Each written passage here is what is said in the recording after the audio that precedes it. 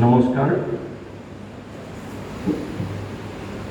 মঞ্চত উপবিষ্ট এই ঐতিহ্যমণ্ডিত ডিগবৈ মহাবিদ্যালয়ৰ সন্মানীয় সভাপতি হিতেন্দ্ৰনাথ শৰ্মা মহোদয়,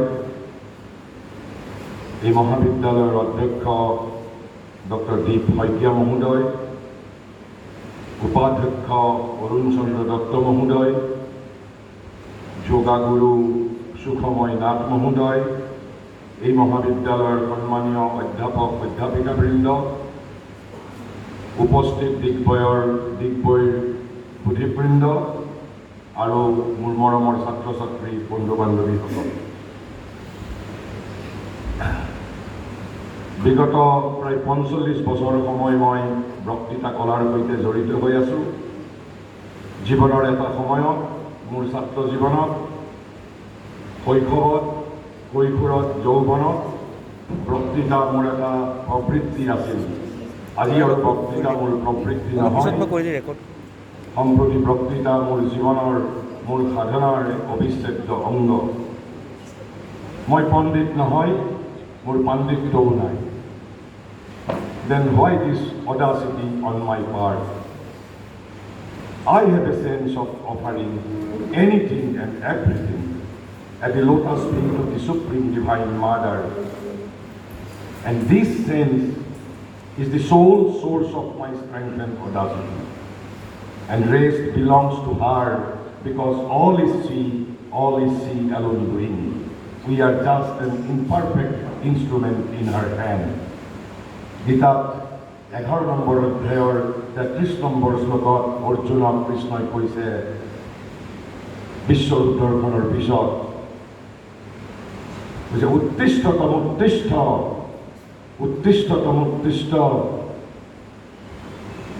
জিত্তা শত্ৰুন ভুংখম ৰাজ্যম সমৃদ্ধম ময়ৈবতে নিহত পূৰ্বমেব নিমিত্ত মাত্ৰ ভৱ সৰ্বসাচীন। তাৰ অৰ্থ হ'ল, হে অৰ্জুন, উঠা, যুদ্ধ কৰা আৰু শত্ৰুক জয় কৰি সমৃদ্ধ ৰাজ্য ভোগ কৰা। তুমি যাক নামাৰো বুলি কৈছা, they have already killed by me. You become only my occasion. ময়ৈবতে নিহত পূৰ্বমেব নিমিত্ত মাত্ৰ ভৱ সৰ্বসাচীন। মই নিজকে যদি পুৰুষোত্তমৰ হাতত এজন নিমিত্ত মাত্ৰ হ'ব পাৰোঁ, তেনেহ'লে এয়াই আমাৰ জীৱনৰ সাৰ্থকতা। We are not the doer, we are just the occasion, we are only নিমিত্ত মাত্ৰ।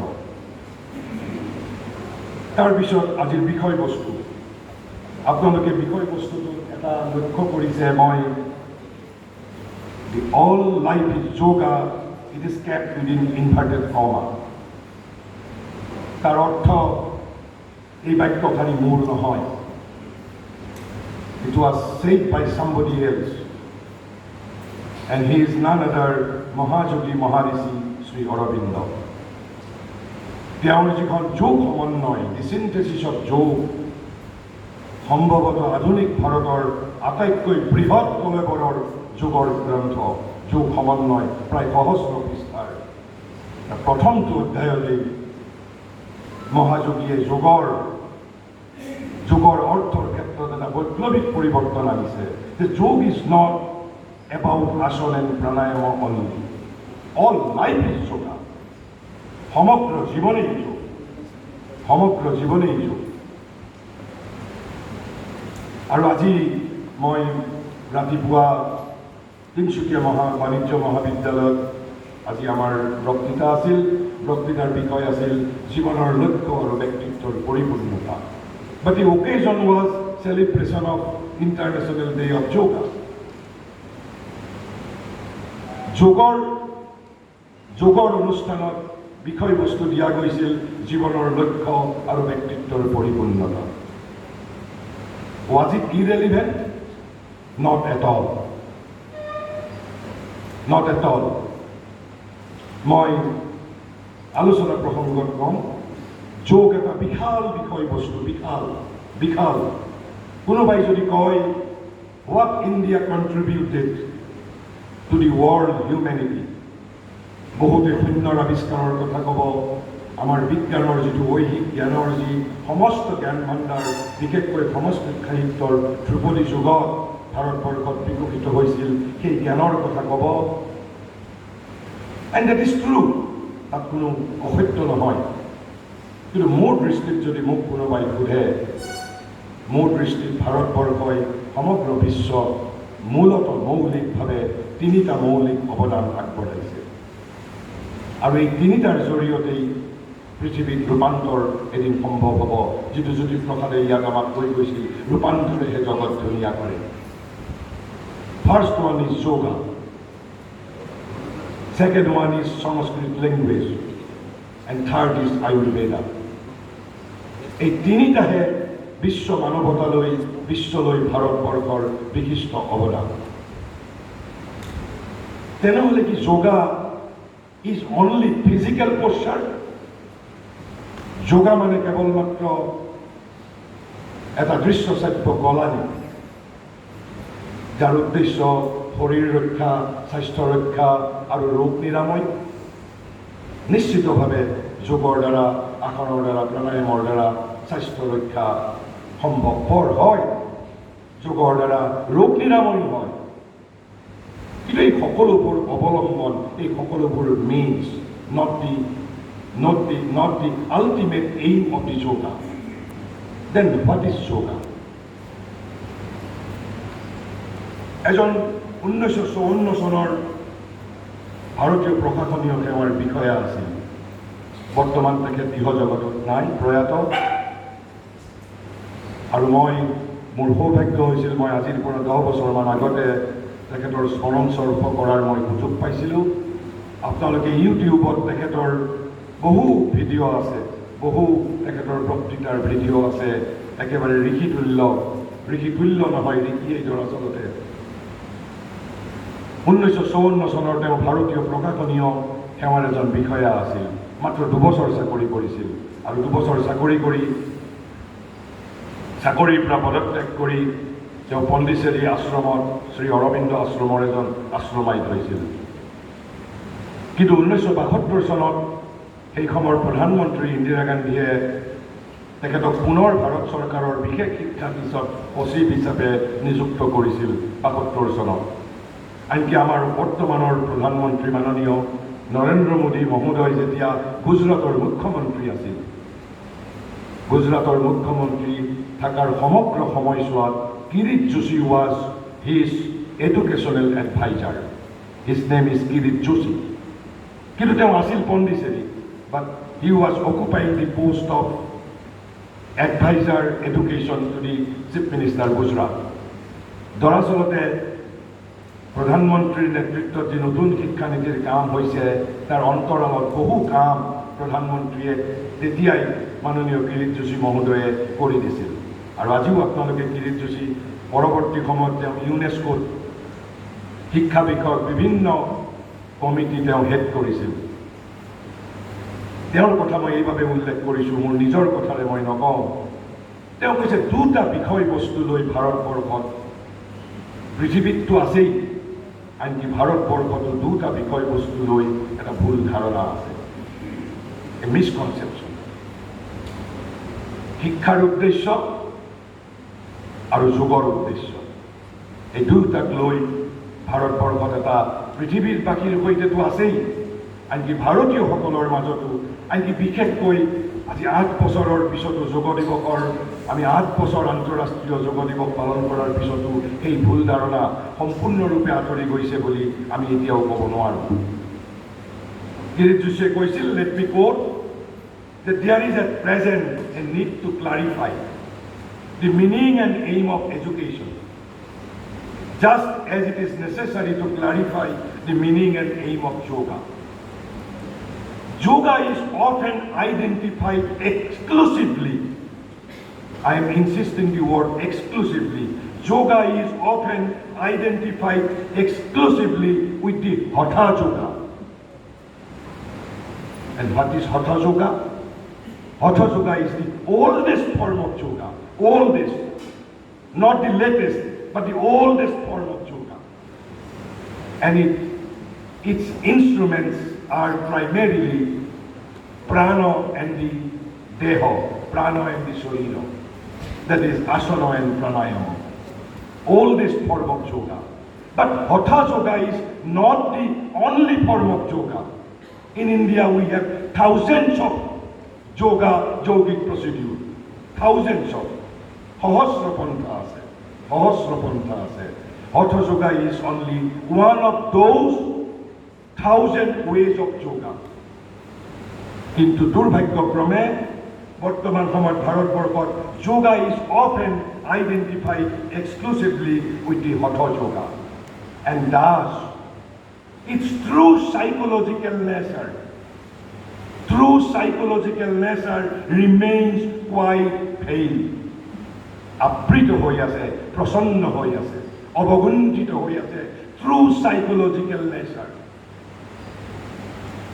ঠিক তেনেকৈ কৈছে, similarly, education is often identified with vocational training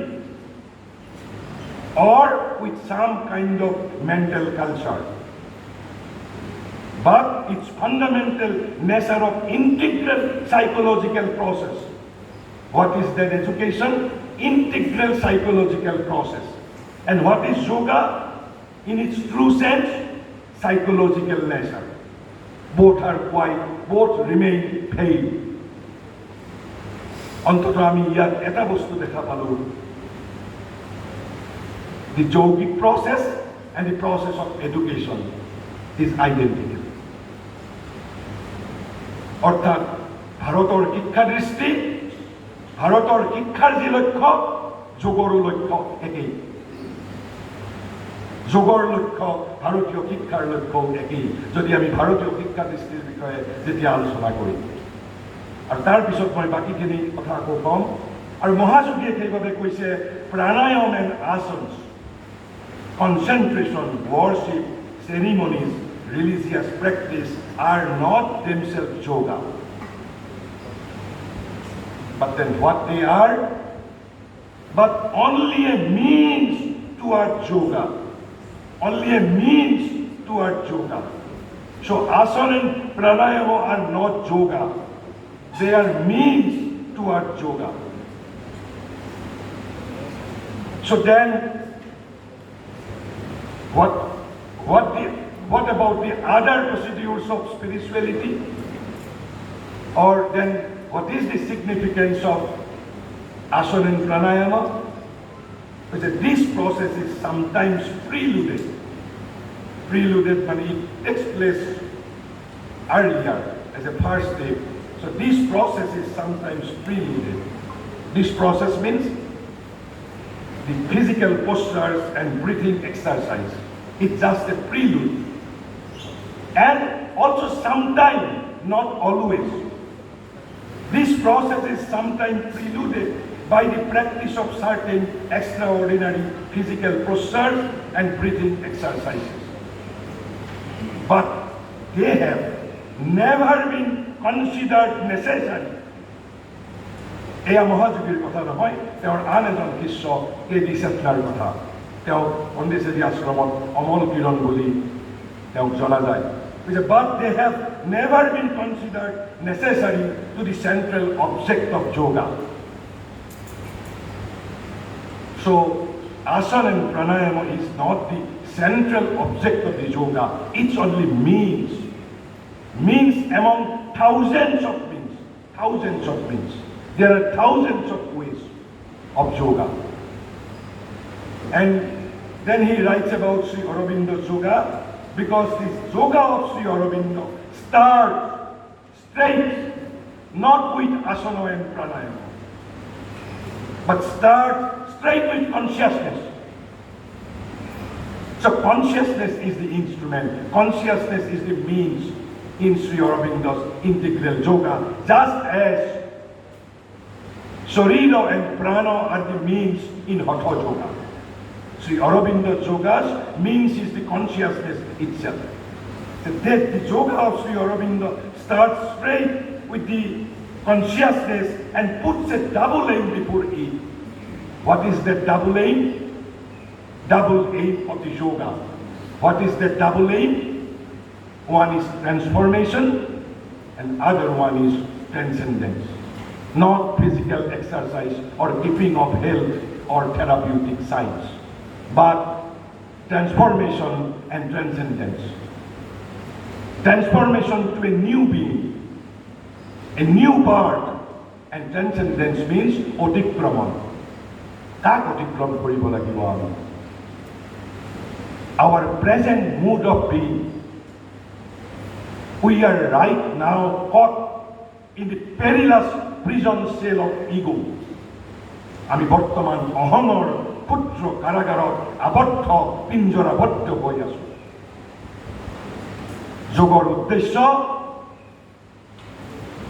উদ্দেশ্য যোগে বিচাৰে ব্যক্তিয়ে বিশ্ব চেতনাক অৱগাহন কৰক। So transcendence into cosmic consciousness from egoistic consciousness. And what is egoistic consciousness? The consciousness which has separated me from the whole world. Yoga is a means of uniting my egoistic consciousness with the cosmic consciousness. Yoga means wish dhatu, to unite with the transcendental existence, to unite with the cosmic consciousness. And what is cosmic consciousness? Now we only understand ourselves. I am Digboi Vishwa Sarma. I am not Digboi. When I will see my soul, in Digboi soul, and I will see Digboi soul in my being, then what it will mean? It will mean I have transcended to the cosmic consciousness. So what is cosmic consciousness? I have to see your soul in my soul. I have to see my soul in your soul. This is what is called cosmic consciousness. And the inferior world is, in this hedonistic world, the inferior world of the cosmic consciousness is the intellectual universalism. Universalism is inferior intellectual world. The proper word is cosmic consciousness. Vishwa Chetanaর অবগাহন। বেদৰ ঋষিয়ে এইভাবে কৈছিল কি মাতা ভূমি পুত্র অহং পৃথিবা। মাতা ভূমি পুত্র অহং পৃথিবা। বিবেকানন্দই শেষত কৈ গৈছে কি Truth is my God. Truth is my God. Universe my country. Universe my country. উপনিষদে কি কৈ গৈছে সমগ্ৰ জগতেই মোৰ কুটুম্ব বসুধৈব কুটুম্বকম। বেদে কৈ গৈছে কি অমৃতস্য পুত্ৰ চিন্নন্তু বিশ্বে অমৃতস্য পুত্ৰ। But we do not know that we are অমৃতস্য পুত্ৰ. Yoga is the means to unite with our sipa. এই যে আমি কওঁ শিপাৰ সৈতে আমি যুক্ত হৈ থাকিব লাগিব। তাৰপিছত গীতাৰ 46 নম্বৰ শ্লোক 6 নম্বৰ অধ্যায় 46 নম্বৰ শ্লোকত গীতাই কৈছে যোগী তপস্বিভ্য অধিক। কৈছে যোগীসকল তপস্বীতকৈও শ্ৰেষ্ঠ। আপোনালোকৰ হয়তো আচৰিত হৈছে যে অকল ফিজিকেল এক্সাৰচাইজ কৰি আসন আৰু প্ৰাণায়াম কৰি আসন প্ৰাণায়ামত জানা মানুহজনক আমি তপস্বীতকৈও শ্ৰেষ্ঠ বুলি গীতাই কৈছে। গীতা তাতেই ক্ষান্ত থকা নাই। গীতাই কৈছে জ্ঞানীভ্য অপি অধিক। কোন যোগী জ্ঞানীসকলতকৈও শ্ৰেষ্ঠ বুলি কৈছে যোগী। তাহলে আপোনালোকে নিশ্চয় ধৰিব পাৰিছে yog is something different from the common sense, যেটো আমি সাধাৰণভাৱে যেটো যোগ বুলি ভাবোঁ। Yog is something different must be, because গীতাই কৈছে যোগী তপস্বিভ্য অধিক যোগ জ্ঞানীভ্য অপি অধিক। জ্ঞানীতকৈও শ্ৰেষ্ঠ। তাৰপিছত কৈ যোগী কৰ্মীভ্য চব অধিক। কৰ্মীতকৈও শ্ৰেষ্ঠ বুলি কৈছে যোগী। আৰু সেইবাবে কৃষ্ণই অৰ্জুনক কৈছে তস্মাৎ যোগী ভৱ অৰ্জুন। হে অৰ্জুন তুমি যোগী হোৱা। কাৰণ যোগী জ্ঞানীতকৈও শ্ৰেষ্ঠ, তপস্বীতকৈও শ্ৰেষ্ঠ, কৰ্মযোগীতকৈও শ্ৰেষ্ঠ। তেনেহ'লে আমি ইয়াৰ পৰা আমি কি বুজি পাইছোঁ? In view of the position being taken by the Gita vis-a-vis yoga, evidently it cannot either be a mere therapeutic science or a discipline that has been systematized and practiced for improving and keeping our health. Rather, it must be something related to the whole life. আৰু সেইবাবে মহাযোগীয়ে কৈছে সমগ্ৰ জীৱনেই যোগা, সমগ্ৰ জীৱনেই যোগ, কেৱল আসন আৰু প্ৰাণায়ামিক যোগ নহয়, সমগ্ৰ জীৱনেই যোগ। তাৰপিছত মই আৰু এটা উদাহৰণ দিছোঁ। ঠিক হঠ যোগৰ পিছত যিটো যোগ ভাৰতবৰ্ষত বিবৰ্তিত হৈছিল, আমি যিটো বিবেকানন্দই নাম দিছিল ৰাজযোগ, অৰিজিনেলি সেই যোগ কথাটোৰ নাম আছিলে অষ্টাংগ যোগ, পতঞ্জলীৰ অষ্টাংগ যোগ। এই পতঞ্জলী অষ্টাংগ যোগত only 25% is constituted by asana and pranayama. 75% are other things. Ashtanga yoga means 8 limbs. Out of these 8 limbs, only 2 limbs are asana and pranayama. 6 things are different. 6 things are different. And what are those 6 things? Yama, niyama, dhyana, dharana, pratyahara, samadhi. These are all psychological processes.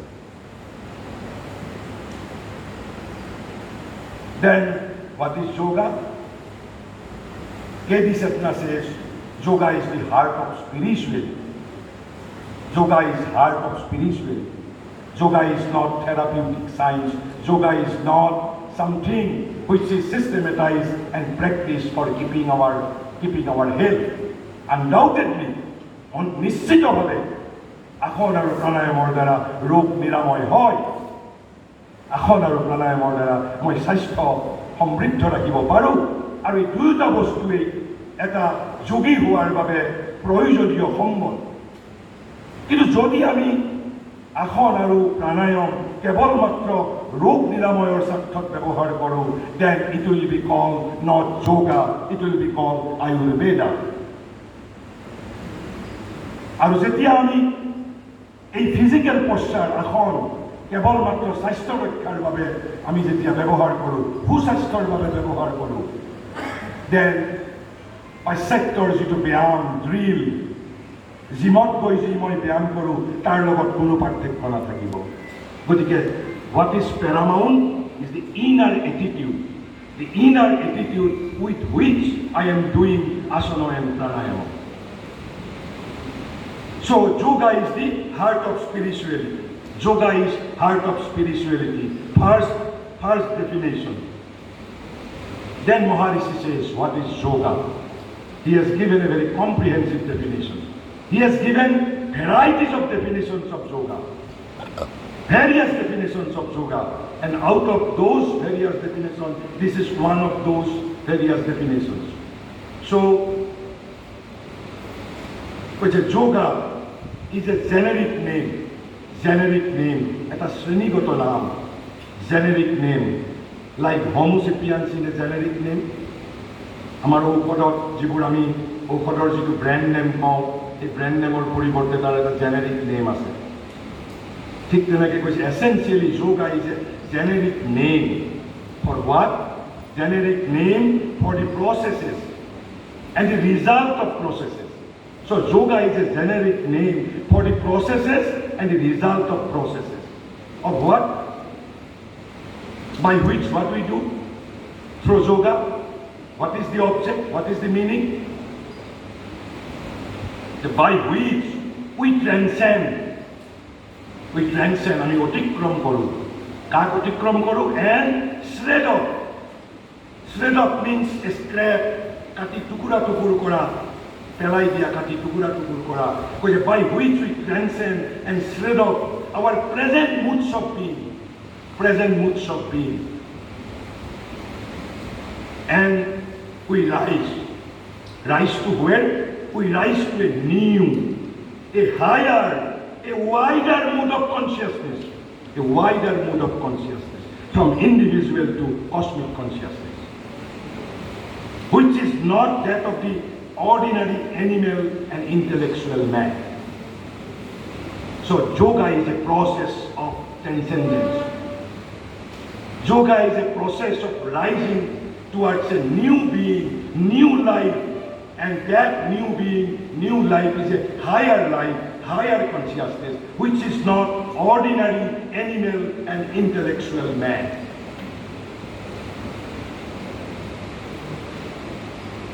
So Maharishi again says, yoga is an exchange. Yoga এটা বিনিময়, কার বিনিময়? যি ধৰণে আমি বজাৰত যাওঁ, আমি পইচা দিওঁ আৰু আমি বস্তু কিনো, এটা আমি বিনিময় প্ৰথা। যোগো এটা বিনিময় প্ৰথা। কি বিনিময় কৰোঁ যোগৰ জৰিয়তে আমি? কৈছে yoga is the exchange. Exchange of what? কি এক্সচেঞ্জ কৰোঁ আমি? Yoga is the exchange of an egoistic. আমি ইগোইষ্টিক বিইংটো বিনিময় কৰোঁ কাৰ সৈতে? For a universal or cosmic consciousness. For a universal and cosmic consciousness. Lifted towards by the supracosmic, transcendental, unnameable, who is the source and support of all things. আৰু বাকীখিনি আমি নাজানিলেও হ'ব, সেইটো আমি পিছত আমি জানিব পাৰিম। সকলো কথা একেদিনাই গোটেইবোৰ কনচেপ্ট জনাত অসুবিধা। এই যে আমি সমস্ত যোগৰ যিবোৰ প্ৰক্ৰিয়া কৰিছোঁ, তাৰ যিবোৰ অন্তৰ্নিহিত তাৎপৰ্য, এই তাৎপৰ্যটো হ'ল আমি আমাৰ যিটো I consciousness, the separative consciousness, the narrow consciousness, I has to be transform into cosmic consciousness. So this is the inner attitude, inner significance. But how it takes place? কেনেকৈ আসনে, প্ৰাণায়ামে, ৰাজযোগৰ অন্যান্য প্ৰচিডিউৰে বা অন্যান্য যোগ, ভক্তি যোগ, জ্ঞান যোগ, কৰ্মযোগ আমাক কি ধৰণে সহায় কৰিব, সেইবোৰ একেদিনাই কোৱাটো সম্ভৱ নহয়। কাৰণ যোগৰ সম্পূৰ্ণ তাৰ তাত্ত্বিক দিশটো জানিব লাগিলে 2 বছৰীয়া এটা স্নাতকোত্তৰ পাঠ্যক্ৰমৰ প্ৰয়োজন। তাৰপিছত মহাযোগী আৰু এটা কৈছে, যোগা ইজ এ পেছেজ। প্ৰথমতে ক'লে yoga is a generic name of process and result of processes. তাৰপিছত কৈছে yoga is a exchange. Now he is saying yoga is the passage. Yoga is the passage. Passage for what? To where? The yoga is the passage of the human thinking animal. We are right now animal, but we are human thinking animal. But Mahayogi has said that man is not final. He is only transitional being. He is only middle term of the evolution. Evolution is not finished. Evolution still continues. Man is only a transitional being. Manav madhya paravarta. Gotike yoga is the passage of the human thinking animal towards the God consciousness. Towards the God consciousness from which he has descended. আমি যোৰ পৰা আহিছোঁ, তাৰ সৈতে আমাক unite কৰিব খুজিছে। কাৰণ যোগৰ কি আছে? যোগ মানে হ'ল unite, to unite. To unite with what? To unite with God consciousness. আৰু what is that God consciousness? From where we have descended. We are not separated from the divine. We are partial expression of the divine. We are not separated from the divine. It is our ego which thinks I am separated from the Brahman. But Gita says, who we are, Gita says, Mama eva angsha sanatana, my portion eternal, my portion eternal. So eternal portion has to become full. And that is what is called, আমি যে কওঁ কৃপাৰ লগত সংযুক্ত হ'ব লাগে। This is the original কৃপা from which we have descended. Yoga is the means, yoga is the way, yoga is the passage through which we can reunite with our original source, that is to say, the God consciousness. So we have said আমি কৈছোঁ যে যোগ অধ্যাত্মৰ হৃদপিণ্ড। But then what is spirituality? আমিতো জানিব লাগিব what is spirituality? What is spirituality?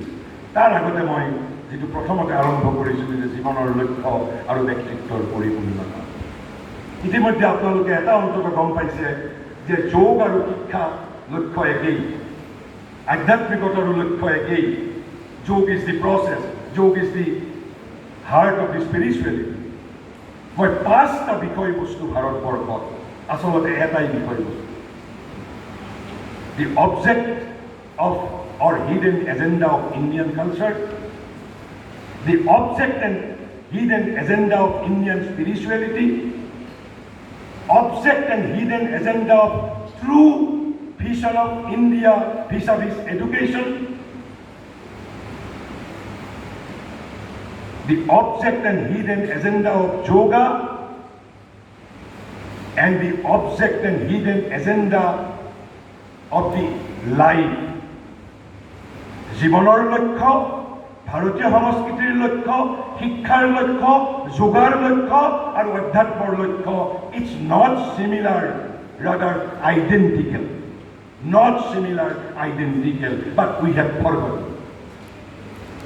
আমি সংস্কৃতি বেলেগ বস্তু বুলি জানো, অধ্যাত্ম বেলেগ বস্তু বুলি জানো, যোগা বেলেগ বস্তু বুলি জানো, শিক্ষা বেলেগ বস্তু বুলি জানো, জীৱন বেলেগ বস্তু বুলি জানো। সেইবাবে মহাযোগে কৈছে no, all life is yoga, সমগ্ৰ জীৱনেই যোগ। Life cannot be abandon, life has to be transform into divine life. তেনেহ'লে what is spirituality? Mahayogi has said it must therefore be emphasized that spirituality is not a high intellectuality. First thing. Then what it is? Spirituality, not idealism, not idealism, not an ethical turn of mind or moral purity and austerity, not religiosity or an ardent and exalted emotional fervor, not even a compound of all these excellent things. গতিকে ইয়াত এটা কথা মহাৰুচি যে these are excellent things. This morality, ethicality, intellectuality, idealism, religiosity, these are all excellent things, but still they are not spirituality. Even the compound of all these things is not spirituality. Then what is spirituality? A mental belief, creed or faith, an emotional aspiration, a regulation of conduct according to a religious or ethical formula are not spiritual achievement and experience. Because these things are of considerable value to mind and life. These are of considerable value. Not that these are not essential, these are of considerable value, but still they are not spirituality. They are of value to the spiritual evolution itself. মানুহ এজন অধ্যাত্ম পথত যাত্ৰা কৰাৰ ক্ষেত্ৰত এই বস্তুবোৰে আমাক সহায় কৰে, still they are not spirituality itself. Then what is spirituality? মহাৰিষিয়ে কৈছে spirituality কি? In essence, spirituality is in its essence an awakening to the inner reality of our being. So spirituality is in essence an awakening to the inner reality of our being. In essence, this is the primary thing. Inner awakening, an awakening to the inner reality of our being. And which is that inner reality? It is said in various ways. You may call it spirit, self, soul, but Maharishi has specified that which is other than our mind, life and body. So awakening to something other than mind, life and body. And what is that inner reality? It could be spirit, self, soul. These are almost similar words. Not only that, not only inner awakening plus an inner aspiration to know, feel to be that. to be that, to enter into contact with that greater reality beyond and pervading the universe, which inhabits also our own being. That greater reality is also inhabiting within us. To be in communion with it and union with it. Communion and union with it. And a turning, a conversion, a transformation of our whole being as a result of the aspiration, the contact, the union, a growth or making into a new becoming or new being, a new self, a new nature. So it is what is called complete transformation. So this is what is called spirituality.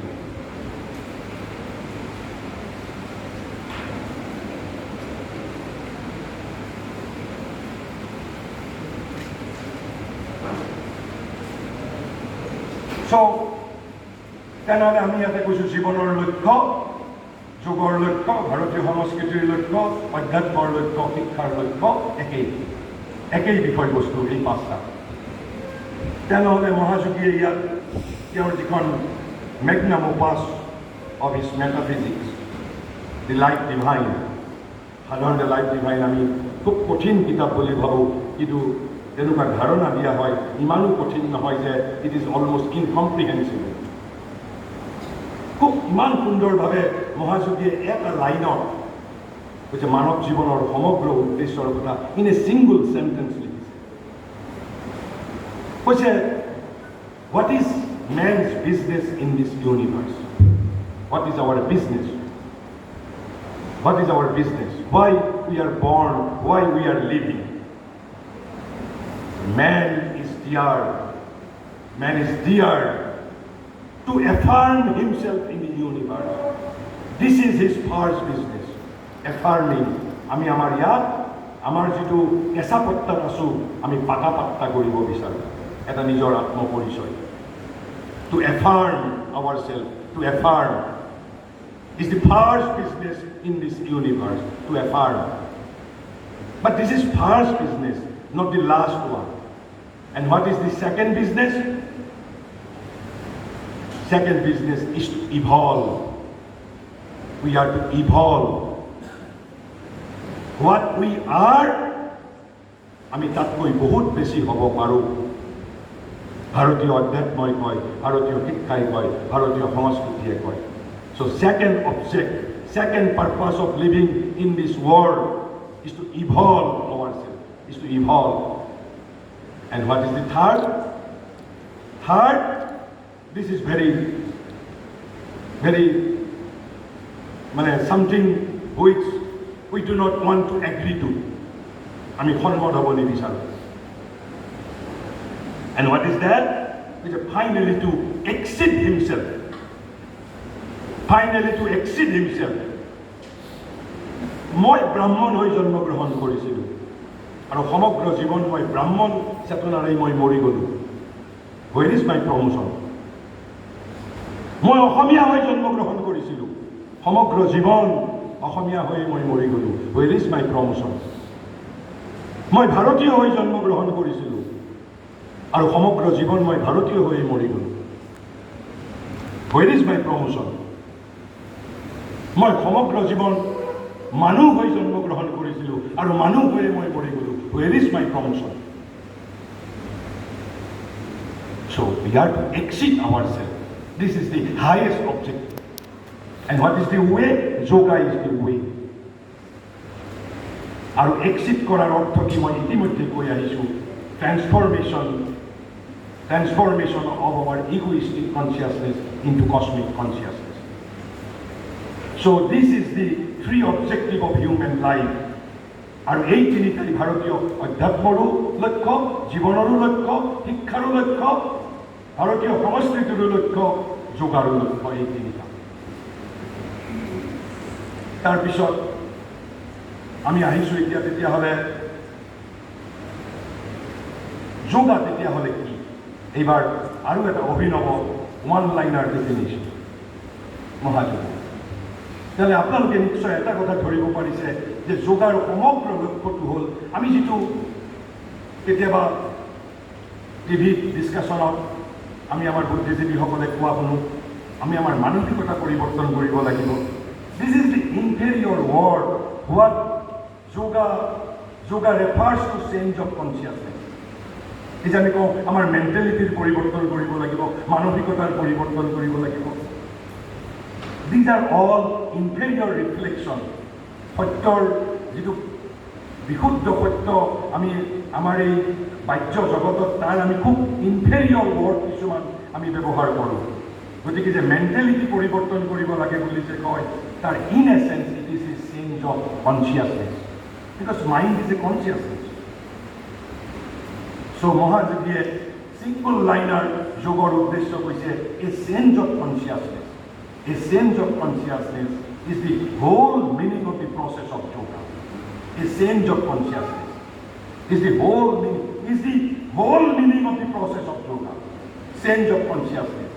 And change of consciousness from what to what?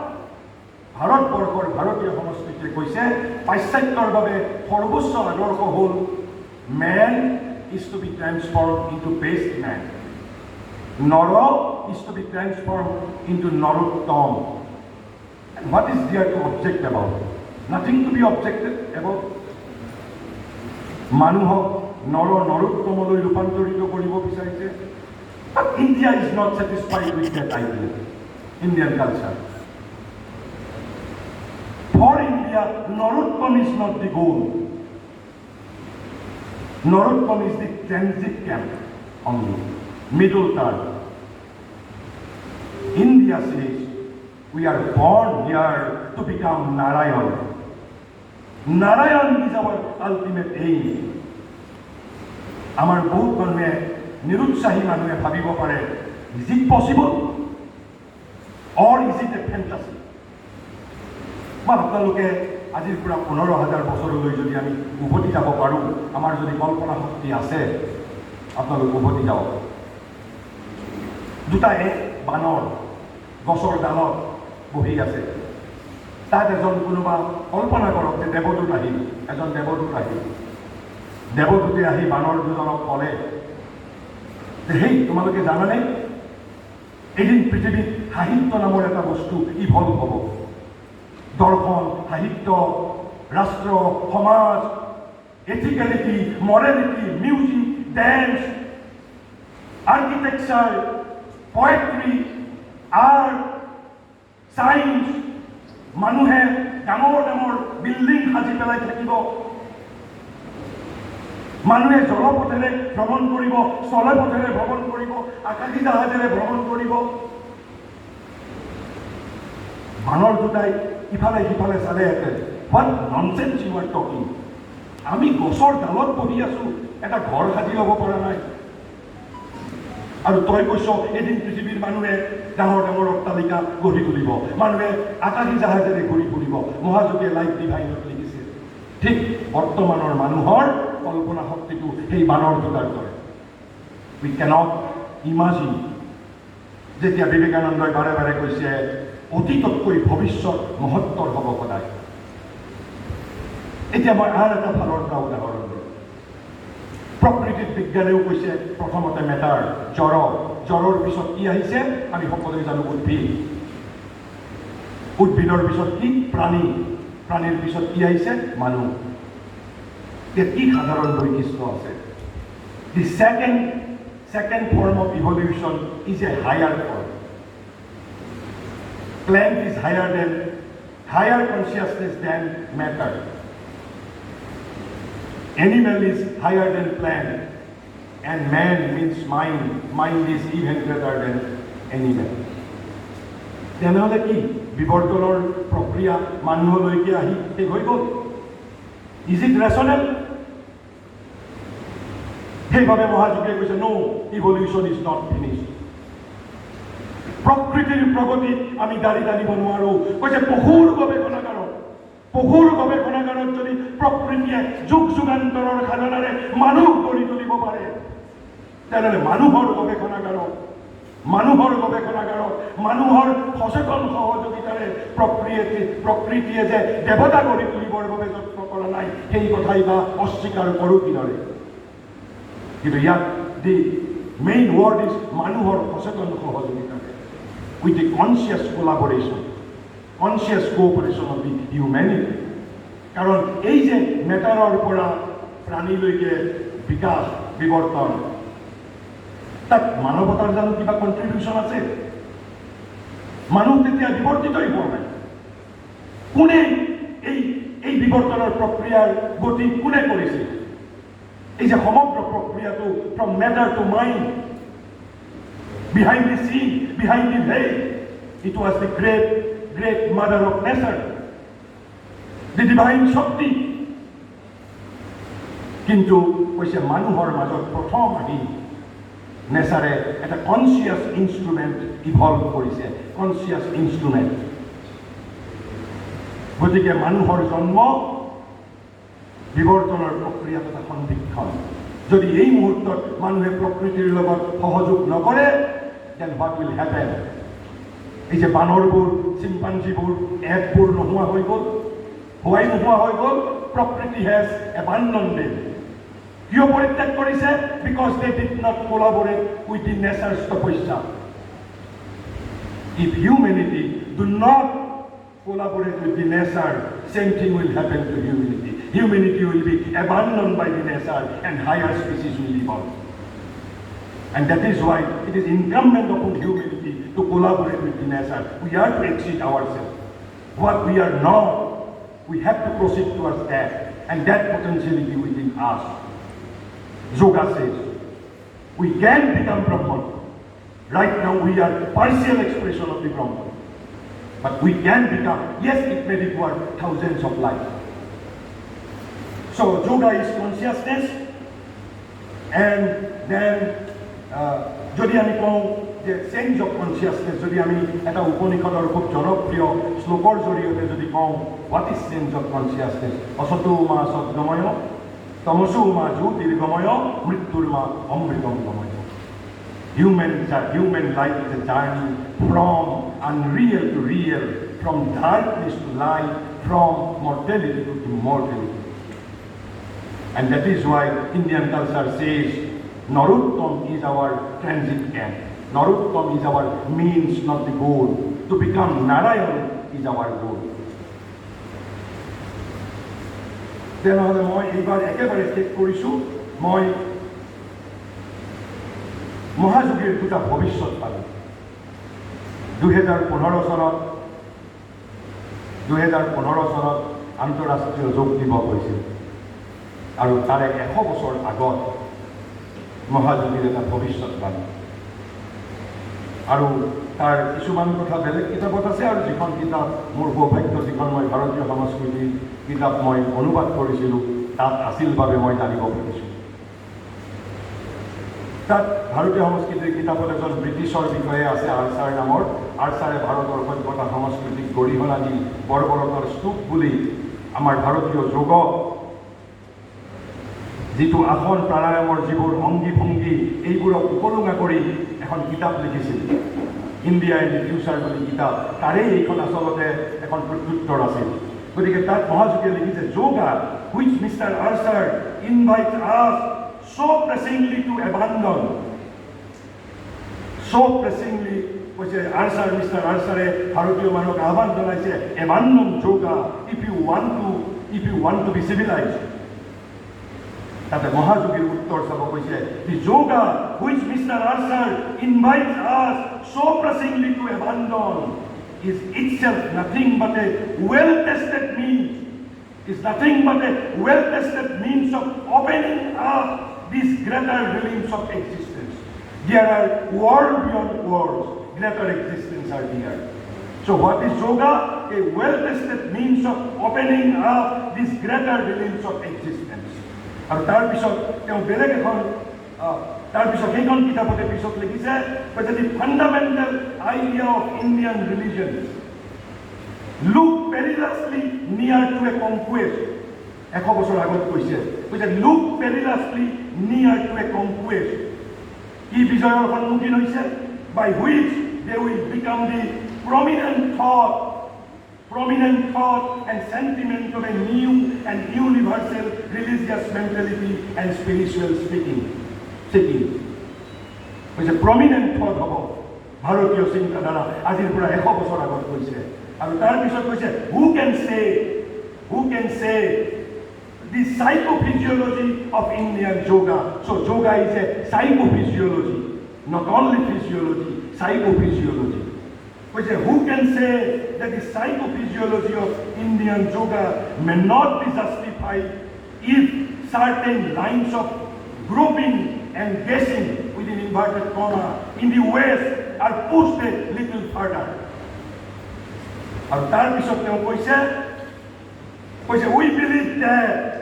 we believe that it is to make yoga the ideal of human life. So yoga is related to life. All life is yoga. Jibanar lokho, yogar lokho, not only similar, identical. We believe that it is to make the yoga the ideal of human life that India rises today. So why India is rising today? To make yoga the ideal of human life. So yoga cannot be mere a therapeutic science.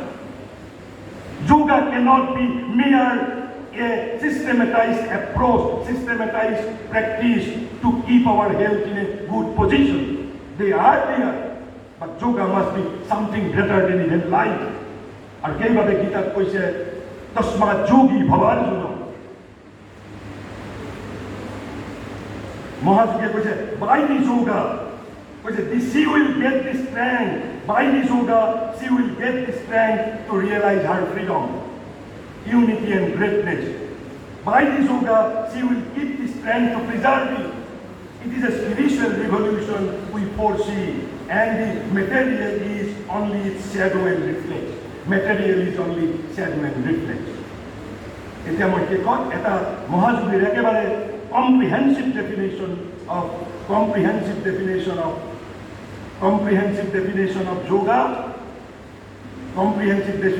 yoga, এইটোৰ কথা কৈ মই এই যে আমাৰ যোগ পন্থাবিলাকৰ অলপ এটা প্ৰক্ৰিয়াৰ মই এটা আভাস দিম, কেৱল আভাস মাত্ৰ, কাৰণ সমগ্ৰ প্ৰক্ৰিয়াটোৰ আসন প্ৰাণায়ামৰ তাৰ প্ৰক্ৰিয়াটো দিয়া সম্ভৱ নহয়।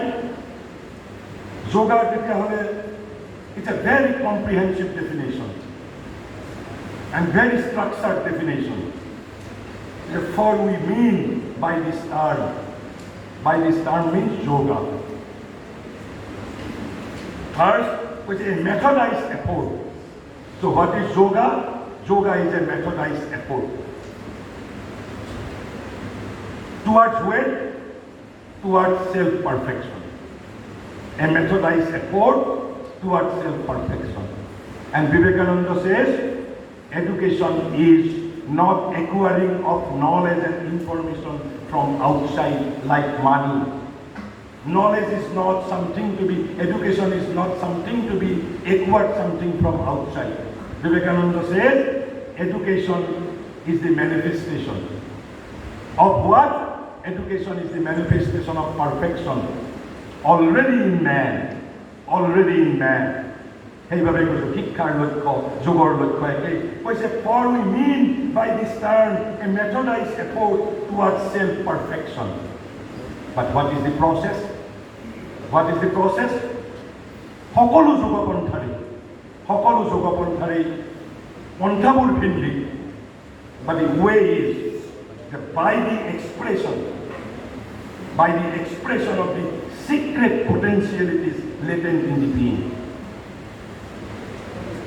So সকলো যোগৰে সিক্ৰেট উদ্দেশ্যটো কি? মোৰ ভিতৰত থকা সমস্ত গোপন সম্ভাৱনাৰ অভিব্যক্তি, গোপন সম্ভাৱনাৰ প্ৰকাশ। সেইবাবে ছাত্ৰ ছাত্ৰীৰ বাবে যোগৰ যিটো প্ৰয়োজন, যে ভিতৰত থকা সমস্ত সম্ভাৱনাৰ প্ৰকাশ। This is the way, this is the process, this is the yogic process by which the expression of the secret potentialities latent in the being. So three things are important: methodized effort towards perfection, and what is the process? Expression of the secret potentialities latent in the being, and a union, which is the highest condition of victory of this process. Even self-perfection is not the highest victory. Highest victory is a union, because yoga is yoga, unite. But a union of the human individual with whom to be united, a union with the human individual with the universal and transcendental existence. যেটো আমি কওঁ আত্মা আৰু পৰমাত্মাৰ মিলন, a union of the human individual with the universal and transcendental existence. We see partially expressed in man and in the cosmos. And what is that transcendental existence? We ourselves is the proof. We are transcendental existence, but partial expression, partial manifestation. Momo evo amsa sanatana, my person eternal, Gita says. So this is the most comprehensive definition. Union, methodized effort towards perfection, and processes by expression of the secret potentialities latent within. তেনেহ'লে আমাৰ মোটামুটি ভাৰতবৰ্ষত যোগৰ পদ্ধতিবোৰ কি আছে? দুই ধৰণৰ যোগ পদ্ধতি ভাৰতবৰ্ষত আছে। এক ধৰণক কয় নন বেদান্তিক আৰু এক ধৰণক কয় বেদান্তিক। আৰু এই ছয়টা প্ৰক্ৰিয়াৰে পৰাই আৰু হাজাৰ হাজাৰ প্ৰক্ৰিয়া বাহিৰ হৈছে, ওলাইছে। মূলত আমাৰ যদি যোগপন্থা বুলি আমি কওঁ, বেদান্তিক হ'ল 5 বিধ আৰু নন বেদান্তিক হ'ল এবিধ। এই ছয়টাৰে বাকীবোৰ প্ৰকাৰভেদ কেৱল মাত্ৰ। প্ৰথমটো হ'ল হঠ যোগা, ছেকেণ্ডটো হ'ল ৰাজযোগা বা যিটো আমি অষ্টাংগ যোগ বুলি কওঁ Patanjali, and third is the জ্ঞান যোগ, ফ'ৰ্থ ইজ কৰ্মযোগ, ফিফথ ইজ ভক্তি যোগ। Yoga of devotion, yoga of works, yoga of knowledge, and Rajayog and Hatha-yog. এতিয়া যদি আপোনালোকে লক্ষ্য কৰে, এই যে মই কৈছোঁ সকলোতে কেৱল বিৱৰ্তন, হায়াৰ ইভলিউশ্যন। যদি আপোনালোকে লক্ষ্য কৰে, মই মাত্ৰ এটা সাধাৰণ ধাৰণা দিছোঁ। হঠ যুগত আমাৰ হোৱাট ইজ দি ইনষ্ট্ৰুমেণ্ট? শৰীৰ আৰু প্ৰাণ। ৰাজযুগত ইনষ্ট্ৰুমেণ্ট কি? মন। Not exactly mind, but staff of mind, চিত্ত বৃত্তি বুলি কয়। It's a higher faculty. শৰীৰ আৰু প্ৰাণৰ পিছত প্ৰথম ইভলিউশ্যন started with শৰীৰ and প্ৰাণ, হঠ যোগা, আসন and প্ৰাণায়াম। তাৰপিছত ৰাজযোগাৰ চিফ ইনষ্ট্ৰুমেণ্টেশ্যনটো কি? চিত্ত বৃত্তি, staff of mind, or you may call it mind। তাৰপিছত জ্ঞান যুগত ইনষ্ট্ৰুমেণ্ট কি? It's a knowledge selects the reason and the mental vision. তাৰপিছত works কি কৰে? Works action selects for its instruments the will of the doer of works, our will power, সংকল্প শক্তি। কৰ্মযুগৰ ইনষ্ট্ৰুমেণ্টেশ্যন হ'ল will। জ্ঞান যুগৰ ইনষ্ট্ৰুমেণ্টেশ্যন কি? reason and mental vision। ৰাজযোগৰ ইনষ্ট্ৰুমেণ্টেশ্যন কি? মাইণ্ড। আৰু হঠ যুগৰ ইনষ্ট্ৰুমেণ্টেশ্যন কি? শৰীৰ আৰু প্ৰাণ। আৰু ভক্তি যুগৰ ইনষ্ট্ৰুমেণ্টেশ্যন কি? Devotion selects the emotional and aesthetic powers of the soul. Aesthetic power of the soul and the emotion. কিন্তু এই পাঁচটাক সাধাৰণতে আমি বেদান্তিক যুগ বুলি কওঁ। আকৌ গীতাই জ্ঞান, কৰ্ম আৰু ভক্তিৰ মাজত সমন্বয় কৰি 3 মাৰ্কটোকে এটা মাৰ্ক বুলি কৈছে। জ্ঞান, কৰ্ম আৰু ভক্তিৰ মাজত সমন্বয় কৰিছে। আৰু এই পাঁচটাক মোটামুটি আমি কি কওঁ? আমি বেদান্তিক যোগ বুলি কওঁ। আৰু এই যোগকেইটাৰ মূল, যদিও আমি আসন কৰিছোঁ, প্ৰাণায়াম কৰিছোঁ, মন কৰিছোঁ, আচলতে প্ৰত্যেকতে কিন্তু যিটো আমাৰ মুডাছ অপাৰেণ্ডি বা যিটো মেইন যিটো process is the process of knowledge and way is the renunciation, ত্যাগ। কিন্তু ভাৰতবৰ্ষত আৰু এবিধ যুগপন্থা আছিল যিটো এই নন ট্ৰেডিশ্যনেল। আৰু মহাঋষি শ্ৰী অৰবিন্দৰ মতে that যোগপন্থা is the real reflection of Vedic vision. যদিও it is known as non-Vedic yoga, কিন্তু মহাযোগীৰ মতে বেদ আৰু উপনিষদৰ যিটো আচল ৰহস্য, সেই যোগপন্থাটোৱেহে সন্মুখলৈ লৈ আনিছিল, মাজত লুপ্ত হৈ গৈছিল, and that is the tantric yoga. কিন্তু তান্ত্ৰিক যোগাটো কিয় বৈদিক বেদান্তিক বুলি ধৰা নাই? তান্ত্ৰিক যোগাত মেইন যিটো তাৰ যিটো প্ৰচেছ ইজ নট নলেজ বাট শক্তি, not the knowledge but the শক্তি। not the renunciation, but the bhog, not the tyag, but the bhog. মই তাৰ ডিটেইলছত নাযাওঁ, কিন্তু মহাযোগীয়ে কৈছে ইভেঞ্চুৱেলি তন্ত্ৰ হেজ ফেইল। কিন্তু মহাযোগীয়ে কৈছে tantra even a bolder revelation even than that of Gita, সাহসী প্ৰয়াস বুলি কৈছিল। আৰু মহাযোগীৰ নিজৰ যিটো যোগ, তেওঁৰ ৱেইজ বেদান্তিক, মহাযোগীয়ে এইমটো লৈছে তন্ত্ৰৰ পৰা আৰু মুডাছ অপাৰেণ্ডিটো লৈছে বেদান্তিক যোগাৰ পৰা। হোৱাই তন্ত্ৰৰ লক্ষ্য আছিল তন্ত্ৰই মানুহক তিনি ভাগত ভাগ কৰে। আমাৰ বুদ্ধিজীৱীবিলাকে আপত্তি কৰিব মানুহক যদি তিনি ভাগত ভাগ কৰে, কিন্তু তন্ত্ৰই মানুহক তিনি ভাগত ভাগ কৰিছে। সকলো মানুহৰ তেজ একে হ'লেও সকলো মানুহক একে বুলি কোৱা নাই। তন্ত্ৰই কৈছে there are 3 kinds of people। এবিধক কৈছে পশু মানৱ, এবিধক কৈছে পশু মানৱ, আনবিধক কৈছে বীৰ মানৱ, বীৰ মানৱ, আৰু 3 নম্বৰটোক কৈছে দেৱ মানৱ। So yoga is a passage from animal man to divine man. আৰু মহাযোগীৰ যিটো যোগৰ মূল লক্ষ্য to establish life divine upon here on earth. গতিকে তেওঁৰ যোগৰ যিটো লক্ষ্য হ'ল তন্ত্ৰৰ লক্ষ্য লৈছে, কিন্তু প্ৰক্ৰিয়াটো লৈছে বেদান্তিক যোগৰ, জ্ঞান কৰ্ম ভক্তি যোগৰ। তেওঁৰ যুগত তেওঁ আসন আৰু প্ৰাণায়াম কৈছে কোনোবাই যদি কৰে, কোনোবাই যদি ৰাজযোগৰ প্ৰক্ৰিয়াবোৰ কৰে, তেওঁৰ কোনো আপত্তিৰ কাৰণ নাই। কিন্তু তেওঁৰ যুগৰ ইনষ্ট্ৰুমেণ্টেশ্যন হ'ল কনচিয়াছনেছ, কনচিয়াছনেছ, কনচিয়াছনেছ। গতিকে মই এটা সাধাৰণভাৱে আপোনালোকক যোগৰ এটা আইডিয়া দিলোঁ। আৰু এটা কথা কৈ যাওঁ যে এই যে মই হঠ যোগৰ ক্ষেত্ৰতে কৈ যাওঁ, যিটো ইনাৰ এটিটিউড লৈ আমি কাম কৰিব লাগিব, আসন কৰিব লাগিব। হঠ যোগৰ মূল ফাণ্ডামেণ্টেল যিটো প্ৰক্ৰিয়াটো কি, মই কেৱল আভাসটো দিবলৈ যত্ন কৰিছোঁ। ইভলিউশ্যনাৰী প্ৰচেছত আমাৰ শৰীৰৰ মাজত, শৰীৰ আৰু প্ৰাণৰ মাজত there is a balance, there is a balance. But that balance is only sufficient to lead a normal egoistic life only. Eta aham jitu ami sadharon ei thinking animal human being eta sadharon jibon japonor babe সেই ভাৰসাম্যটো পৰ্যাপ্ত। হঠযোগীৰ গোপন উদ্দেশ্য হ'ল to dismantle that balance and to establish a new balance. Why? Because এই যে কলে যোগৰ উদ্দেশ্য কি, বাই এক্সপ্ৰেছন অফ সিক্ৰেট পটেনচিয়েলিটিজ উইদিন। আপোনাৰ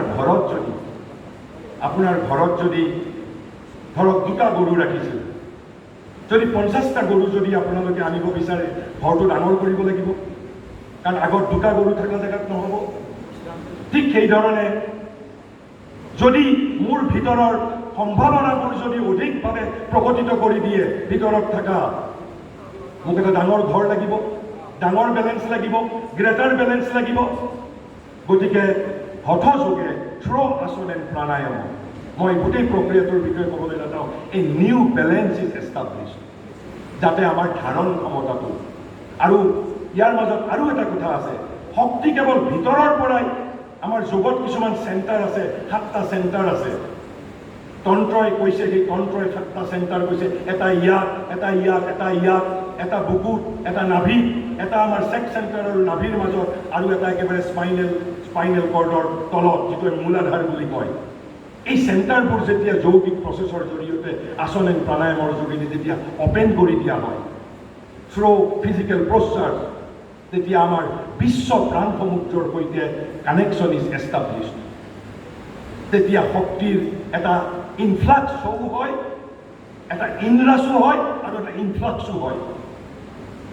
আৰু এই প্ৰচণ্ড শক্তিক ধাৰণ কৰিবৰ বাবে যিটো আমাৰ বিৱৰ্তনৰ সময়ত পোৱা যিটো আমাৰ ভাৰসাম্য, ডেট বিকামছ টু ইনচাফিচিয়েণ্ট। সেইবাবে হঠযোগে through asana and pranayama new balance they want to establish, number 1। আৰু নাম্বাৰ 2, হঠযোগ নকৰিলেও বিশেষকৈ যুৱক যুৱতী, এই যে আমি এডুলেশ্যনটো আমি খুব ভয়ংকৰ সময় বুলি কওঁ। হোৱাই? সেই সময়খিনিত কোনোবাই যোগ কৰক বা নকৰক, এই যে প্ৰকৃতিয়ে যে যোগ কৰি আছে থ্ৰু ইভলিউশ্যনাৰী প্ৰচেছ, এই যে influx of extra powers and inrush of powers, এই দুটাই টেকিং প্লেচ হয় সেই সময়খিনিত। But with the old balance, he cannot sustain all these additional powers. আৰু সেইভাবে আমি এই 18, 19, 20, 22 বছৰ সময়ত বিভিন্ন আমি যেটো চঞ্চলতা, বিভিন্ন ধৰণৰ অপচয়, বিভিন্ন ধৰণৰ সংঘাত দেখিবলৈ পাওঁ। কাৰণ সেই সময়ত ভিতৰৰ পৰা শক্তিৰ স্ফুৰণ হয় আৰু এই বিশ্ব প্ৰাণ সমুদ্ৰৰ পৰাও বিভিন্ন তাৰ এটা প্ৰবাহ হয়, ইনফ্লাক্স এণ্ড ইনৰাছ। গতিকে we want a new balance and Hatha yoga provides that new balance. But how is a matter of এটা লং ডিছকাশ্যন। এইটো এদিনত পোৱাটো সম্ভৱ নহয়। গতিকে মই আৰু তাৰ আগত এখন যে আমাৰ যদি মই দেখুৱাবৰ কাৰণে আনিছোঁ, this book, the title of the book is power within. আমাৰ ভিতৰত কৈছে যোগৰ যিটো উদ্দেশ্য বা expression of secret potentialities latent within us. আমি নাজানোৱেই আমাৰ ভিতৰত কি শক্তি আছে। আমি ভাবোঁ যে কেৱল মাত্ৰ লিওনাৰ্ডো দা ভিঞ্চি জীৱনব্ৰত লৈ জন্মগ্ৰহণ কৰিছিল।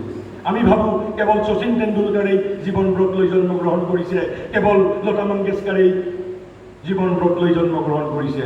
উই can also become Lata Mangeshkar, we can also become Sachin Tendulkar, we can also become Leonardo da Vinci. তেওঁলোকে through successive birth, through evolutionary process and who knows, তেওঁলোকে নিজে যৌগিক প্ৰচেছ, কৈছে দেয়াৰ আৰ থাউজেণ্ডছ অফ যৌগিক প্ৰচেছেছ। গতিকে আমি ছাত্ৰ ছাত্ৰীক এই কথাটো জনাব লাগে যে আমাৰ ভিতৰত প্ৰচণ্ড শক্তিৰ এটা পুঞ্জ আছে, এটা ভাণ্ডাৰ আছে, দি পাৱাৰ্ছ উইদিন। যদি কেতিয়াবা সুযোগ হয়, what are those powers within and how asana and pranayama. গতিকে মই বাৰে বাৰে কৈছোঁ, doing asana and pranayama without proper attitude is meaningless. Meaningless বুলি মই নকওঁ, স্বাস্থ্য ৰক্ষা হ'ব, ৰোগ নিৰাময় হ'ব, বাট যোগৰ যিটো মূল লক্ষ্য, expression of latent potentialities will not happen. So' আসন আৰু প্ৰাণায়াম কৰিব লাগিব উইথ দি প্ৰপাৰ এটিটিউড। মই পুনৰ এই ঐতিহ্যমণ্ডিত ডিগবৈ মহাবিদ্যালয়ৰ অধ্যক্ষ প্ৰমুখ্যে to the entire fraternity of Digboi college, let me express my heartfelt thanks and gratitude. আৰু মোৰ দৰে এজন অভাজনক মাতি আনি আপোনালোকে ইয়াত যোগৰ দৰে এটা বিশাল বিষয়ৰ ওপৰত বক্তৃতা শুনিছে, ধৈৰ্য ধৰি শুনিছে। মই তাৰ বাবে আপোনালোকৰ ওচৰত কৃতজ্ঞতা প্ৰকাশ কৰিছোঁ, আন্তৰিক ধন্যবাদ জ্ঞাপন কৰিছোঁ। আৰু মোৰ বক্তব্যই যদি, মোৰ কথাই যদি আপোনালোকক ক্ষণিকৰ চিন্তাৰ সমল যোগাব পাৰে, যদি এজন ছাত্ৰৰো যদি ক্ষণিকৰ চিন্তাৰ সমল যোগাব পাৰে, তেনেহ'লে সেয়াই হ'ব মোৰ সাৰ্থকতা। হোৱাই কাৰণ মহাযোগীয়ে তেওঁৰ যিখন longest epic in Indian English literature, বহুতে সেইটোও নাজানে, the longest epic in English literature was written by none other than Sri Aurobindo. The longest epic, more than 23,800 sentences. In modern time, Savitri is the name. Savitri is the longest epic in English language. আৰু এই সাবিত্ৰী লেংগুৱেজৰ সাবিত্ৰীত থকা সেই 23,800 বাক্যৰ মাজৰ পৰা মই এশাৰী বাক্য কিয় কৈছোঁ যে মাত্ৰ এজন ছাত্ৰৰো যদি মোৰ বক্তব্যই ক্ষণিকৰ চিন্তাৰ সমল যোগাব পাৰে, তেনেহ'লে সেয়াই হ'ব মোৰ সাৰ্থকতা। কাৰণ মহাযোগীয়ে সাবিত্ৰী মহাকাব্যত লিখি গৈছে, even if the struggling world is left outside, even if the struggling world is left outside, one man's perfection still can save the world. And with this line, let me again express my heartfelt thanks and gratitude to all of you, and let me conclude here. Thank you.